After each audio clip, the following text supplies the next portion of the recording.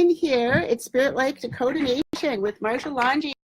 And unlike me, he didn't have to like take his chair all the way up so you could see more than just the top of my head here. You know, when we do this on my office, I have to sit on a pillow or phone books because otherwise you see this part of my head. There's Melissa. So today we were talking about Spirit Lake Vocational Rehabilitation, Voc Rehab in general. In case you do not know, what does vocational rehabilitation do? This is like an oral exam, Marshall. It's my coffee ticket. We help out Native Americans with disabilities get jobs or go to school. That is the best way, I think, to describe our program. And since I'm here from Los Angeles reviewing files, see, I'm actually working. All you people that think I just slack off, I was going to give directions to my office so people can kind of get an idea of the difference between where our office is and your office. So if I was telling somebody how to get to our office for the Julia Group or for 7 Generation Games, I would say, well, if you go downtown, that's where the 10 and the 5 and the 60 and the 101 all come together. So go downtown, take the 10 west. If you're east of the 405, if you're west of the 405 or close, take the 405 north or south to get there. Take the 10 west. Get off at Lincoln, last exit before the ocean, go right on Lincoln, go right on Broadway, 15th and Broadway, go to security entrance, we'll put you up. So that I tell somebody here?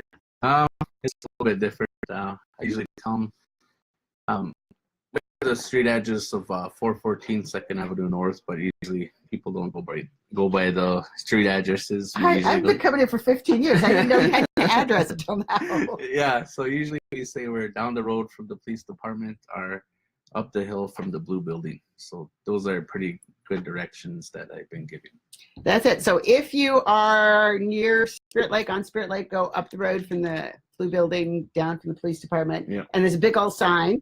So you should be able to find Spirit Lake Vocational Rehabilitation. Now, one of the things I cannot understand was on-the-job training. So how come, because basically on-the-job training with your program, as an employer, I get somebody to work for me for free, right? Yep, that's what we'll do. If you have a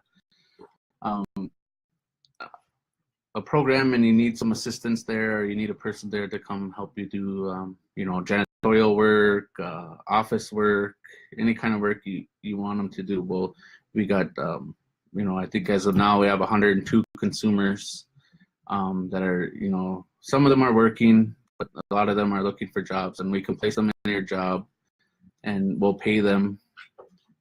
Well, you'll pay them and we'll reimburse your program.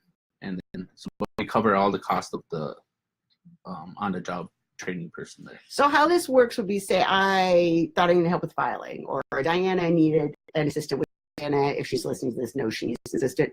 So how would we, so I go and I talk to you, say, oh, I have this great person, Annalisa, not Annalisa because she's working with you, but hypothetically, I have this great person and she could come over, she could work for you for 3 months, helping out in your office. Every 2 weeks or every month, you send me an invoice and I'll reimburse you for her paycheck. Yeah. And that way she gets training on the job. It doesn't cost you anything. And if you like her and you have the funds, you can keep her there permanently. So basically you pay for that 90-day training period. And then if we don't have the budget that we thought we did, then that person still's got, 3 months of work experience. Yep. And it kind of gets around that idea of how do you get a job without experience and how do you get experience without a job. So I don't get this. How come you don't have people like beating down your door? How come Annalisa over there doesn't have to take that snow shovel and like beat away employers coming in? What's the deal with that? I'm confused. Well, a lot of people don't have the funding for it, even though we're paying for it. That's a lot of common, I should say, excuses that we get is that a lot of people don't have funding. And even though that we're paying the full expense, and then also with the new guidelines of Washington where we just can't pay the consumer anymore. So now it's, we have to run through the process of, going through the, doing background checks and doing. But you pay for that, right? Yeah. You pay for the background check if they need a drug screen? Yeah, the drug tests, everything, we pay for all that. But it's just a process, I think, that a lot of employers and people. Okay, Yeah. all you people out there, I run a company. I've run a company for years. I call bullshit on this, okay? I can't believe that if somebody came to me and said, oh, you could get this employee for free for 3 months. Oh, I can't float their salary for 2 weeks. No. If you're cutting that close, you obviously are not managing your budget well. And let me tell you something, like schools, even all these federal programs, you got $1 million, $300,000 budget, but I don't have the money to put up $400 for this person. No, I'm not buying